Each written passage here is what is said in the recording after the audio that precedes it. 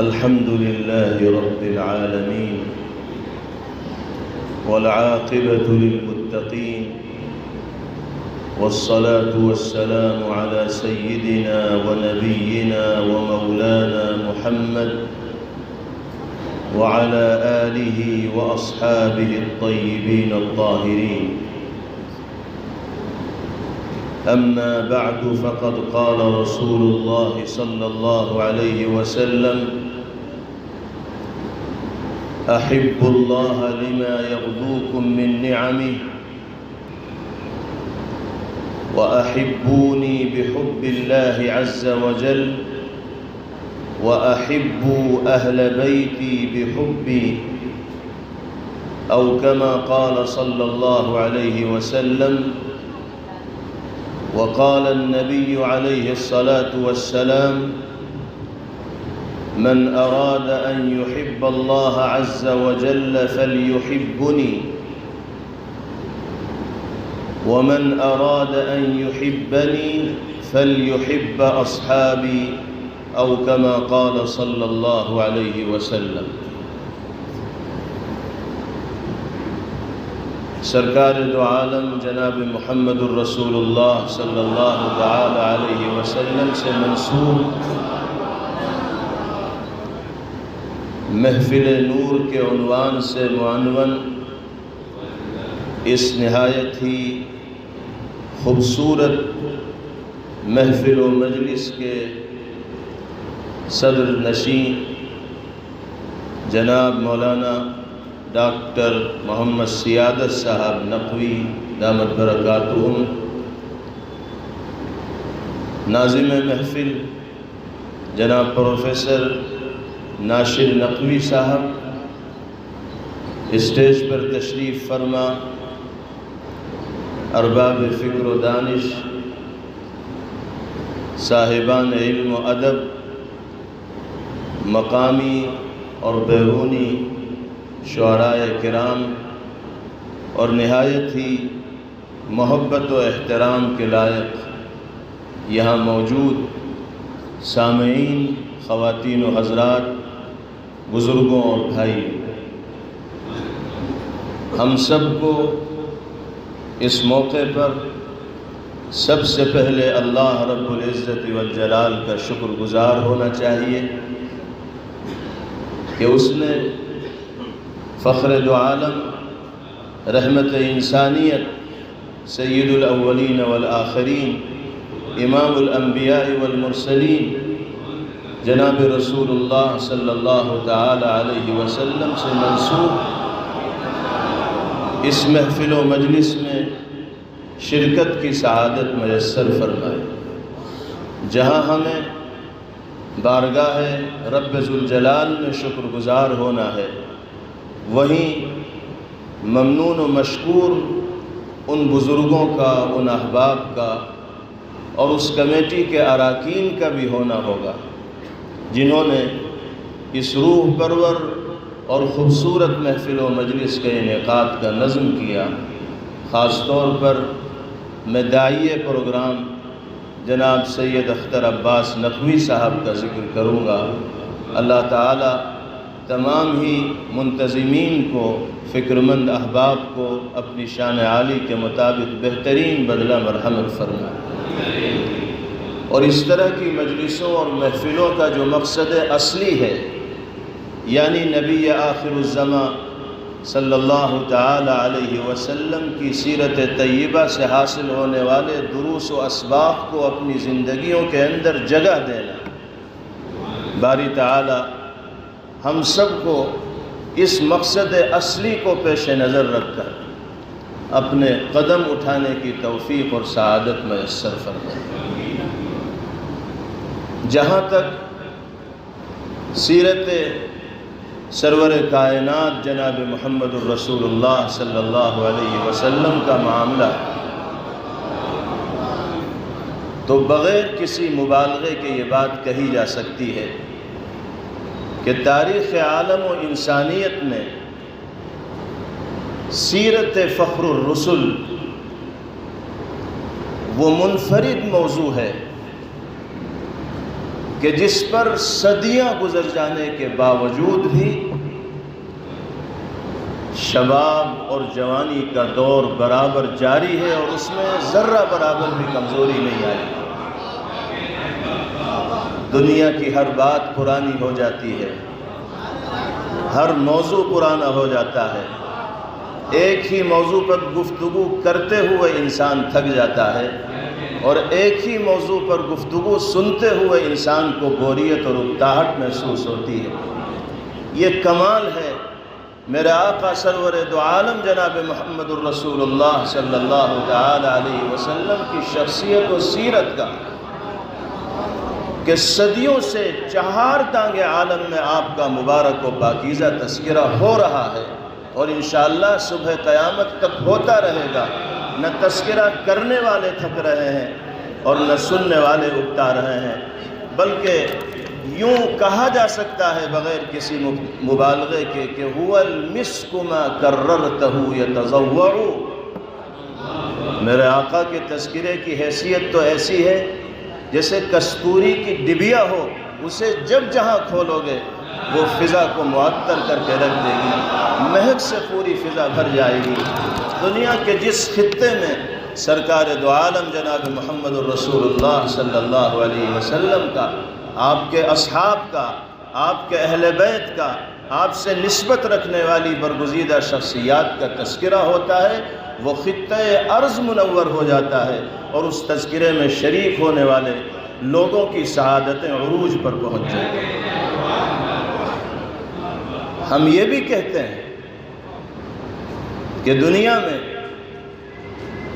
اللہ رب العزت والجلال کی الوہیت و توحید، قدرت کاملہ، خالقیت و مالکیت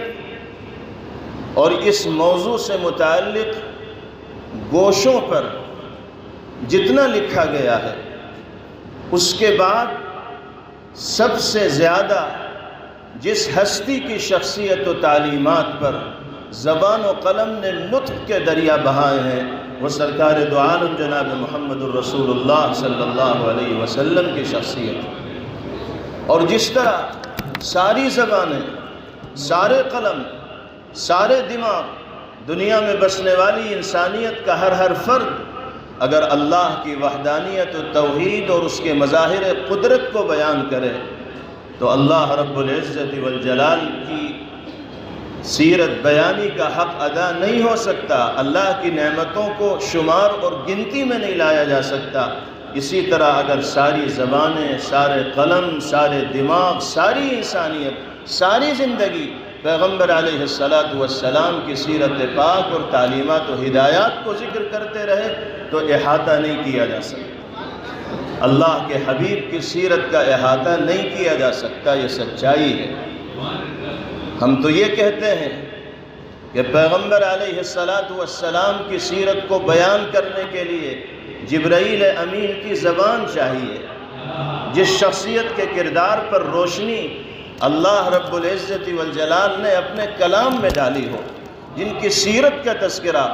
خالق و مالک نے کیا ہو، کائنات ارضی و سماوی کو پیدا کرنے والے نے کیا ہو، اس کی سیرت بیانی کا حق ہم اور آپ کہاں ادا کر سکتے ہیں؟ جبرائیل امین کی زبان چاہیے پیغمبر علیہ السلام کی سیرت بیانی کے لیے، اور حضرات اہل بیت اور اصحاب رسول صلی اللہ علیہ وسلم کے قلوب چاہیے سیرت رسول صلی اللہ علیہ وسلم کو سننے کے لیے۔ اس لیے کہ اس سیرت کو اور ان تعلیمات کو سننے کا مطلب صرف سننا نہیں ہے، بلکہ مطلب ہے دل کے اندر جگہ دینا اور عملی زندگی کے اندر ان اسباق کو نافذ کرنا اور اتارنا۔ حضرات اہل بیت نے اور صحابہ کرام رضوان اللہ علیہ مجمعین نے سیرت کی تعلیمات کو سنا اور پھر اس کے مطابق عمل کیا تو اللہ نے ان کے بھی نام کو جیتا جاگتا فرما دیا اور روشن فرما دیا۔ اللہ کا کتنا بڑا کرم ہے کہ اس نے ہمیں نبی آخر الزمان صلی اللہ تعالی علیہ وسلم سے منسوب اس مجلس میں شرکت کی سعادت میسر فرمائی۔ میں گفتگو کے آغاز میں مولانا محمد ثانی حسنی علیہ الرحمہ کے نعتیہ اشعار ہیں، وہ آپ کی خدمت میں پیش کرنا چاہتا ہوں۔ خاک کا یہ ذرہ ذکر مہوشاں کیسے کرے، خاک کا یہ ذرہ ذکر مہوشاں کیسے کرے، عشق کے راز نہاں کو وہ عیاں کیسے کرے، مدح آقا کی گدائے ناتواں کیسے کرے، مشک سے دھوئے زباں کو پھر بیاں ایسے کرے، کشت بے ترم بعشوا ترک نازک پہ کرے، خوش بیانے مہربانے جانے جانے دل برے، نعت کہتا ہوں تیری آقائے من شاہ زمن، نعت کہتا ہوں تیری آقائے من شاہ زمن، نام پیارا کتنا تیرا پاک تن پاکی زمن، خندروں خندہ جبی غنچہ دہن شیریں سخن، خندروں خندہ جبی غنچہ دہن شیریں سخن، نکھتے زلف معمبر پر فدا مشک ختن، یا سمن رشک سمن، یا سمن رشک سمن جانے چمن یا جانے من، آشنائے دل لبائے خود نمائے خود سرے، آشنائے دل لبائے خود نمائے خود سرے، تو ہے بحر بے کراں اور میں ذرا سا آب جو، تو ہے بحر بے کراں اور میں ذرا سا آب جو، اے سراپا نور تو ہے دو جہاں کی آبرو، مرحبا صلی علی جانے جہان رنگ و بو، قیصریت تیری آمد سے ہوئی ہے زرد رو، کفر سوزے دل فروزے خوب رو آہستہ خو، پاک دینے پاک بینے خوش طرز ہر خوش ترے، اختر تاباں کہوں یا ایک مہ کامل تجھے، اختر تاباں کہوں یا ایک مہ کامل تجھے، میں کہوں کونو مکا کی جان یا پھر دل تجھے، میں کہوں کونو مکا کی جان یا پھر دل تجھے، میں سمجھتا ہوں نشانے جادو منزل تجھے، دل کھچیں بے ساختہ دل کھچیں بے ساختہ وہ ہے کشش حاصل تجھے، نازنین محجبین دل کشے یا دل کشے، جاگدازے دل نوازے گوہرے یا اختر۔ اور اس کے بعد سنیے کہ کوچے جانا گئے تو بن کے دیوانہ گئے، کوچے جانا گئے تو بن کے دیوانہ گئے، بادے عشق و محبت پی کے مستانہ گئے، صبر آیا جب نہ ہم کو پھر تو روزانہ گئے، صبر آیا جب نہ ہم کو پھر تو روزانہ گئے، نعت یہ پڑھتے ہوئے بے اختیارانہ گئے، شادے آزادے مستانہ جانانہ، مست چشمے دیر خوشمے طرف زیبا منظرے، صلی اللہ علیہ وسلم۔ یہ لمبی نعت تھی جو آپ کے سامنے پیش کی گئی، اس میں مولانا نے حقیقت بیانی کو جس خوبصورت انداز میں سمیٹا ہے وہ واقعتاً ان کا حق ہے۔ اللہ پاک ہمیں پیغمبر علیہ السلام کی شخصیت کو اور آپ کی تعلیمات پر عمل کرنے کو، ہمارے لیے شخصیت کو سمجھنے کی اور آپ کی تعلیمات پر عمل کرنے کو باری تعالی ہمارے لیے آسان فرمائے۔ اخیر میں ایک بات یہ عرض کرنا چاہتا ہوں کہ دنیا میں بسنے والے انسانوں میں کسی بھی انسان کی کردار کی بلندی اور عظمت کو سمجھنے کے لیے تین گواہیاں بڑی اہمیت رکھتی ہیں۔ ایک گواہی بیوی کی شوہر کے حق میں، دوسری گواہی ملازم کی خادم کی اپنے آقا کے حق میں، اور تیسری گواہی پڑوسی کی پڑوسی کے حق میں۔ سرکار دو عالم صلی اللہ علیہ وسلم کو اللہ نے یہ شان عطا فرمائی تھی کہ آپ کی شخصیت کو کردار کی عظمت اور اخلاق کی بلندی کے کسی بھی معیار اور کسوٹی پر اگر پرکھیں گے تو پیغمبر علیہ السلام کھرے اترے۔ آئیے اس معیار پر بھی نبی کریم علیہ السلام کی ذات پاک کو جانچتے ہیں۔ تینوں گواہیاں پیغمبر علیہ السلام کے حق میں موجود ہیں۔ میں اپنی بات مختصر کرتے ہوئے پہلی گواہی کے سلسلے میں یہ عرض کرتا ہوں کہ جب سرکار دو عالم صلی اللہ تعالی علیہ وسلم کے قلب اطہر پر کلام الہی کی ابتدائی آیات کا نزول ہوا تو اللہ کے کلام کی جلوہ سامانیوں کی وجہ سے نبی پاک علیہ السلام لرزہ براندام تھے۔ آپ کی کیفیت غیر معمولی طور پر متاثر ہوئی تھی، یہاں تک آپ فرمانے لگے تھے کہ خشیت علی نفسی، خشیت علی نفسی، مجھے تو اپنی جان کا ڈر ہونے لگا ہے، اندیشہ ہونے لگا ہے کہ میں اس بوجھ کو برداشت کر بھی پاؤں گا نہیں کر پاؤں گا۔ ایسے موقع پر آپ ام المؤمنین سیدہ خدیجۃ الکبریٰ رضی اللہ تعالی عنہا کے یہاں تشریف لے جاتے ہیں اور اپنی کیفیت کا اظہار فرماتے ہیں، کہتے ہیں زملونی زملونی، مجھے چادر اڑاؤ چادر اڑاؤ۔ اس موقع پر حضرت خدیجہ رضی اللہ تعالی عنہا جن کلمات اور جملوں سے پیغمبر علیہ السلام کی ڈھارس بندھاتی ہیں، وہ گویا کہ اللہ کے حبیب صلی اللہ علیہ وسلم کی سیرت پاک کا ایک چمکتا اور دمکتا پہلو ہے۔ فرماتی ہیں کلا واللہ لا یخزیک اللہ ابدا انک لتصل الرحم وتحمل الکل وتکسب المعدوم وتقری الضیف وتعین علی نوائب الحق۔ ارشاد فرماتی ہیں کہ آپ کو کبیدہ خاطر، رنجیدہ، فکرمند اور ملول خاطر ہونے کی کوئی ضرورت نہیں۔ آپ معتمد رہیے، مطمئن رہیے، اللہ رب العزت والجلال ناکامی کو آپ کے قریب بھی نہیں آنے دیں گے، کیونکہ آپ کی ذات میں وہ صفات و کمالات پائے جاتے ہیں کہ جس انسان کی شخصیت میں وہ کمالات ہوں گے، کامیابیاں اس کے قدم چومیں گی، ناکامی اس کے قریب نہیں آئے گی۔ وہ صفات کیا ہے؟ آپ رشتے ناتوں کا پاس و لحاظ رکھتے ہیں، صلہ رحمی کرتے ہیں، بڑوں کو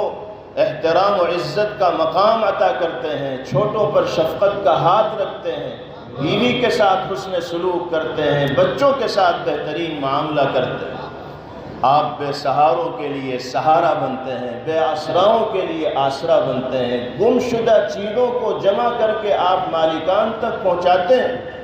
مہمانوں کی ضیافت و میزبانی کو آپ نے اپنا پسندیدہ مشغلہ بنا رکھا ہے، اور مصیبت زدوں کی راہ میں جو روڑے ڈالے جاتے ہیں آپ ان کو ہٹانے کا کام کرتے ہیں، مصیبت و مسائل سے ان کو باہر نکالنے کا کام کرتے ہیں۔ جس انسان کی زندگی میں یہ کمالات و خوبیاں ہوں وہ قدم قدم پر کامیابی حاصل کرے گا، ناکامی اس کے قریب نہیں آئے گی۔ حضرت خدیجہ رضی اللہ تعالی عنہا نے ان جامع کلمات کے ذریعے پیغمبر علیہ السلام کے لیے تسلی کا جو سامان کیا ہے، حقیقت یہ ہے کہ امت مسلمہ کی طرف سے ایک فرض کفایہ ہے جو حضرت خدیجہ رضی اللہ عنہا نے ادا فرمایا۔ ڈھارس بندھائی ہے پیغمبر علیہ السلام کی، جان میں جان آئی۔ یہ پہلی گواہی ہے، زوجہ کی گواہی اپنے شوہر کے حق میں۔ دوسری گواہی خادم کی ہوتی ہے، غلام کی ہوتی ہے، ملازم کی ہوتی ہے اپنے آقا کے حق میں۔ اس گواہی کے معیار پر بھی نبی پاک علیہ السلام کھڑے اترتے ہوئے دکھائی دیتے ہیں۔ زید بن حارثہ رضی اللہ تعالی عنہ اللہ کے حبیب صلی اللہ علیہ وسلم کے گھر میں غلامانہ زندگی گزار رہے ہیں۔ زید کے والد کو پتہ چلتا ہے کہ میرا بیٹا عکاظ کے بازار میں بکتے بکاتے ہاشمی گھرانے میں جا کر غلامانہ زندگی گزار رہا ہے۔ والد پتہ لگاتے لگاتے اللہ کے حبیب صلی اللہ تعالی علیہ وسلم کے دولت خانے میں حاضر ہوتے ہیں۔ پیغمبر علیہ السلام سے گفتگو ہوتی ہے، عرض کرتے ہیں کہ حضرت میرا لاڈلا آپ کے گھرانے میں خادم بن کر، غلام بن کر زندگی گزار رہا۔ اس کی ماں گھر میں اس کے انتظار میں اپنے آنکھوں کی بینائی کو کھوتی چلی جا رہی ہے۔ بہنیں رو رو کر پریشان حال ہیں، خاندان کا ہر فرد بے چین ہے کہ ان کا لاڈلا گھر میں کب واپس آئے گا۔ آج ہمیں پتہ لگا ہے کہ ہمارا فرزند آپ کے یہاں غلام بن کر زندگی گزار رہا ہے، ہم اپنے لاڈلے کو، اپنے لخت جگر کو، بیٹے کو لینے کے لیے آئے ہیں۔ آپ نے جتنی قیمت میں ہمارے بیٹے کو خریدا ہو ہم وہ قیمت ادا کرنے کو تیار، اس سے زیادہ آپ جو مطالبہ کریں گے وہ بھی ہم آپ کی خدمت میں پیش کر دیں گے، لیکن آپ ہمارے لال کو ہمارے حوالے کر دیں۔ اللہ کے حبیب صلی اللہ تعالی علیہ وسلم نے بغیر کسی توقف کے فرمایا کہ مجھے تم سے تمہارے بیٹے کے لیے کسی قیمت کو لینا منظور نہیں، میں اس کا کوئی بدل تم سے نہیں چاہتا، اس کا کوئی عوض تم سے نہیں چاہتا، میں تمہارے بیٹے کو بخوشی تمہارے حوالے کروں گا اور مزید تحفے تحائف دے کر تمہیں روانہ کروں گا، لیکن ایک مرتبہ اپنے بیٹے سے بھی پوچھ لو کہ وہ تمہارے ساتھ جانے کو تیار ہے۔ گھر والے تو یہ سوچ کر آئے تھے کہ بیٹے کے سامنے جب ہم پہنچیں گے اور آزادی کی پیشکش رکھیں گے تو کون انسان ایسا ہے جو غلامی کی زندگی آزادی پر پسند کرتا ہو، بیٹا فوراً تیار ہوگا، ہمارے ساتھ آئے گا اور گھر کی رونق بڑھ جائے گی۔ اللہ کے حبیب صلی اللہ علیہ وسلم نے اپنی طرف سے ہری جھنڈی دکھائی اور کہا کہ بخوشی بیٹے کو لے جاؤ، میں تحفے تحائف دے کر روانہ کروں گا، مگر بیٹے سے پوچھو۔ چنانچہ زید بن حارثہ رضی اللہ عنہ کے والد بیٹے سے مخاطب ہوتے ہیں، گھر کے کچھ اور لوگ بھی ان کے ساتھ کہتے ہیں کہ بیٹا چلو ماں کی ممتا کی چھاؤں میں ہم تمہیں لے کر چلیں، بہنیں تمہاری منتظر ہیں، افراد خانہ تمہارے منتظر ہیں، بہت دن غلامی کی زندگی تم نے گزار لی، اب آزادانہ فضاؤں میں تمہیں سانس لینے کا موقع ملے گا۔ پیغمبر علیہ السلام کی طرف سے منظوری اور اجازت مل چکی ہے، ہمارے ساتھ چلو۔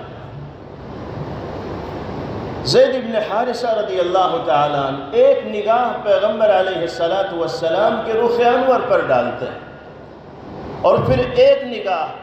اپنے والد کے چہرے پر ڈالتے ہیں اور فوراً ہی والد گرامی سے عرض کرتے ہیں کہ ابا جان، ماں کی ممتا اپنی جگہ، بہنوں کی محبت اپنی جگہ، آزادانہ فضا اپنی جگہ، میں آپ کے ساتھ چلا تو جاتا، لیکن محمد عربی صلی اللہ تعالی علیہ وسلم کے در کی دربانی اور غلامی ایسی سعادت کی چیز ہے کہ میں اس غلامی پر ہزاروں آزادیاں قربان کرنے کو تیار ہوں۔ ماں سے ملاقات کر لوں گا، بہنوں سے بھی مل لوں گا، افراد خانہ سے بھی مل لوں گا،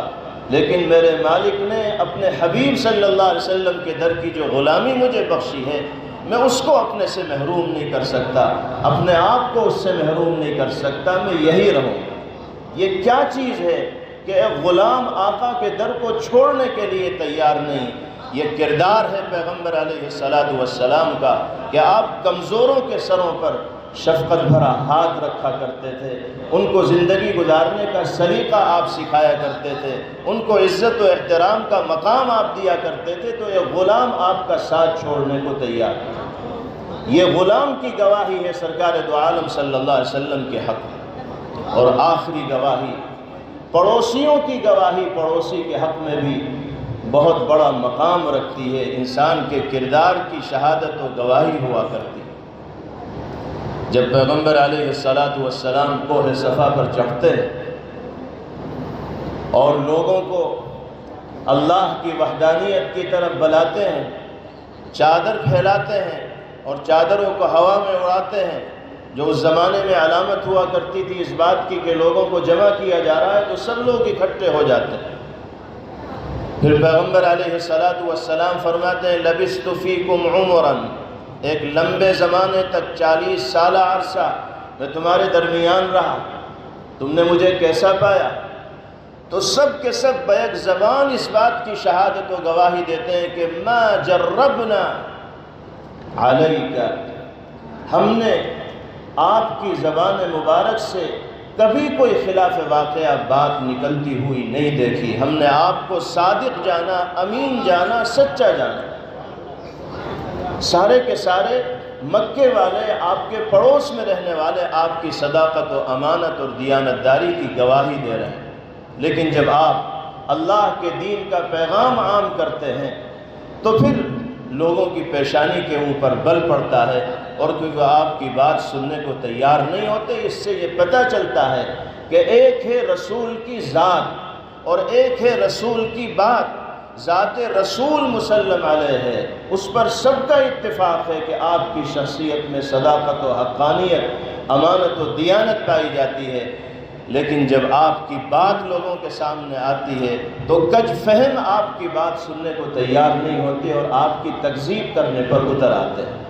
لیکن اس کے باوجود جو لوگ آپ کے نظریے کو درست نہیں مانتے تھے، وہ بھی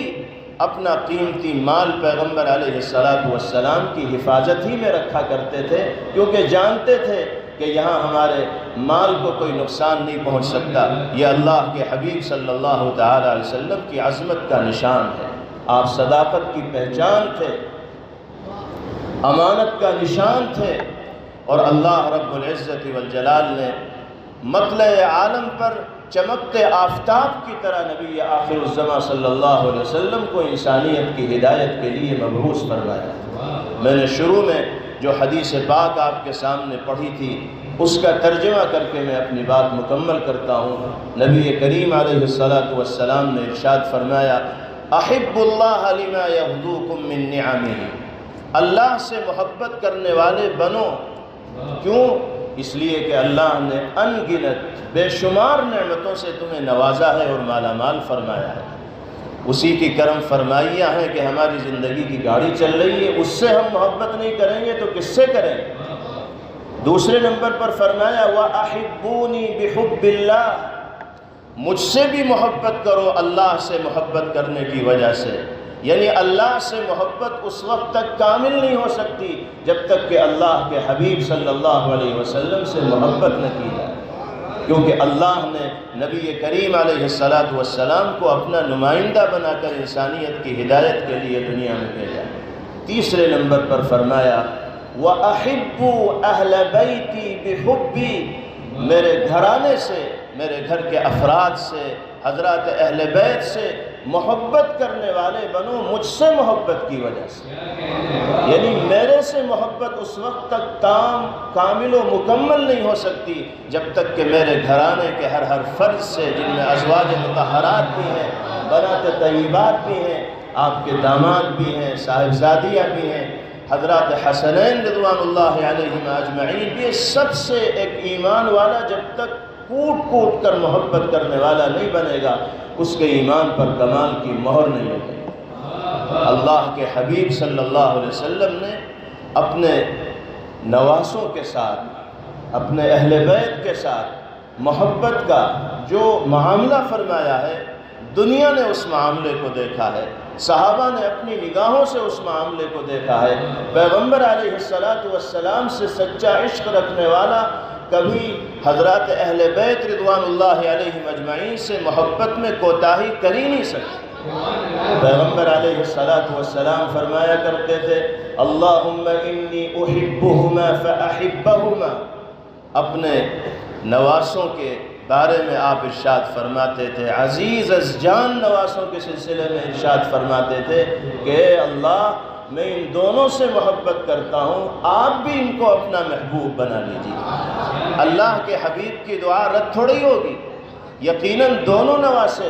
محبوب خدا قرار دیے گئے، اور اللہ نے ان کو محبوبیت کا وہ مقام عطا فرمایا کہ انسان تو انسان، ذرات بھی ان کے ساتھ محبت کا جذبہ اپنے اندر محسوس کیا کرتے ہیں۔ حضور پاک علیہ السلام ایک مرتبہ منبر پر تشریف فرما ہے اور خطبہ دے رہے ہیں۔ دوران خطبہ آپ کے حجر مبارکہ کا پردہ ہٹتا ہے، آپ اس کی طرف نگاہ ڈالتے ہیں تو حضرت حسن رضی اللہ تعالیٰ عنہ چلتے ہوئے مسجد کی طرف آتے ہیں۔ چھوٹے ہیں، صحیح طور پر چل بھی نہیں پا رہے ہیں، کہیں چلتے ہیں کہیں گر جاتے ہیں۔ نبی کریم علیہ السلام منبر سے اترتے ہیں، حضرت حسن رضی اللہ تعالیٰ عنہ کو گود میں لیتے ہیں، پھر منبر پہ تشریف لاتے ہیں اور اپنا خطبہ مکمل فرماتے ہیں۔ اسی طرح کا ایک واقعہ شداد ابن اوس رضی اللہ تعالیٰ عنہ ذکر فرماتے ہیں کہ آپ سجدے میں ہیں، امامت فرما رہے ہیں، کافی دیر ہو گئی، سجدے سے سر ہی نہیں اٹھ رہا پیغمبر علیہ السلام۔ حضرت شداد فرماتے ہیں کہ ہم سب منتظر کہ آج کتنا لمبا سجدہ ہو گیا۔ جب کافی دیر ہوئی تو سر اٹھا کر کنکیوں سے دیکھا کہ ماجرا کیا ہے، کہیں ایسا تو نہیں کہ ہمیں آواز نہ آئی ہو۔ دیکھا کہ آپ کی کمر پر سیدنا حضرت حسین رضی اللہ تعالی عنہ، بچپنے کا دور ہے، پیغمبر علیہ السلام اس لیے کمر سیدھی نہیں فرما رہے ہیں کہ سیدھا ہو جاؤں گا تو بچہ گرے گا، کہیں چوٹ نہ لگ جائے۔ یہ آپ کی شفقت کا اور محبت کا عالم جس کو صحابہ اپنی نگاہوں سے دیکھتے ہیں۔ حضرت ابو ہریرہ رضی اللہ عنہ فرماتے ہیں کہ ایک سفر میں ہے، مستورات بھی ساتھ ہیں، مرد حضرات بھی ساتھ ہیں، قافلے سے پانی ختم ہو جاتا ہے، عورتوں کے خیمے سے بچوں کے رونے کی آواز آتی ہے۔ بچے کون ہیں؟ حضرات حسنین رضی اللہ عنہما اجمعین۔ پیغمبر علیہ السلام پریشان ہو جاتے ہیں، عورتوں کے خیمے کے قریب پہنچتے ہیں، اپنی چہیتی اور لاڈلی لخت جگر نور نظر حضرت فاطمہ الزہرا رضی اللہ تعالی عنہا سے فرماتے ہیں، کیا وجہ ہے، کیوں بچے رو رہے ہیں؟ عرض کرتی ہیں کہ یا رسول اللہ، پانی نہیں ہے، پیاس کی وجہ سے بچے رو رہے ہیں۔ ابو ہریرہ رضی اللہ عنہ فرماتے ہیں کہ میں نے اپنے سر کی آنکھوں سے یہ منظر دیکھا کہ پیغمبر علیہ السلام نے فرمایا بچوں کو میرے حوالے کرو۔ حضرت حسن رضی اللہ عنہ پہلے آئے، آپ نے ان کو گود میں لیا اور اپنی زبان مبارک ان کے منہ میں ڈالی۔ حضرت حسن رضی اللہ عنہ نے آپ کی زبان کو چوسا، کچھ دیر تک آپ چساتے رہے اور پھر پیغمبر علیہ السلام نے ان کو نیچے اتارا، ہنستے کھیلتے ہوئے ایسے اپنی امی کے پاس چلے گئے جیسے کھانے کا بھی نظم ہو گیا اور پینے کا بھی نظم ہو گیا۔ پھر یہی صورتحال سیدنا حضرت حسین رضی اللہ تعالیٰ عنہ کے ساتھ پیش آئی، آپ نے ان کو بھی اپنی گود میں لیا اور اپنی زبان مبارک ان کے منہ میں بھی ڈالی، اور اللہ نے آپ کی زبان میں وہ صلاحیت پیدا کی تھی کہ وہ بچوں کے لیے پیاس بجھنے کا بھی سامان بن گئی اور ان کے بھوک کے مٹنے کا سامان بن گئی۔ یہ کردار ہے پیغمبر علیہ السلام کا جس کو دنیا دیکھ رہی ہے۔ اس کردار کے سامنے آنے کے بعد کون ایمان والا ایسا ہوگا جو حضرات اہل بیت رضوان اللہ علیہم اجمعین سے سچی محبت کرنے والا نہ ہو؟ یہ ہمارے ایمان کا جز ہے۔ اصحاب رسول رضوان اللہ علیہم اجمعین سے بھی عین محبت ہمارے ایمان کا حصہ ہے، کیونکہ پیغمبر علیہ السلام نے فرمایا من احب اللہ عز وجل فلیحبنی ومن یحبنی فلیحب اصحابی۔ جو اللہ سے محبت کرنا چاہے اسے مجھ سے محبت کرنی ہوگی، اور جو مجھ سے محبت کرنا چاہے اسے میرے اصحاب سے بھی محبت و عقیدت کا رشتہ اپنے ذہن و دماغ میں رکھنا ہوگا۔ اصحاب رسول رضوان اللہ علیہ مجمعین پیغمبر علیہ السلام کی تعلیمات کو محفوظ کرنے والے اور قیامت تک آنے والی انسانیت تک منتقل کرنے والے ہیں۔ اللہ پاک ہم سب کو ان پاکیدہ نفوس، ان قابل قدر شخصیات کی سیرتوں کو سمجھنے کی اور اس کی روشنی میں زندگی گزارنے کی توفیق نصیب فرمائے۔ اس مجلس و محفل کو اللہ پاک ہر اعتبار سے مبارک و مسعود فرمائے۔ ہمارے یہاں جمع ہونے کو منتظمین کو اللہ پاک جزائے خیر مرحمت فرمائے۔ میں نے کافی دیر آپ حضرات کے درمیان رہنے کی جسارت کی، معذرت خواہ ہوں۔ جزاکم اللہ خیرا وآخر دعوانا ان الحمدللہ رب العالمین۔ کیا کہنے، کیا سبحان اللہ، بصیرت افروز تقریر جدا مولانا عثمان صاحب کی، اور جو انہوں نے تذکرہ کیا زبان کا، مجھے خوشی صاحب کے جہاں سے یاد آ گئے کہ زبان نبی نے چسائی تو اس پہ حیرت ہے۔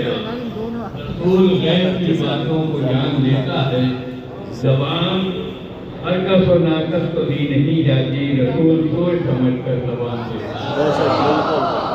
زبان حرکت و ناقص تو دی نہیں جاتی، رسول سوچ سمجھ کر زبان دیتا ہے۔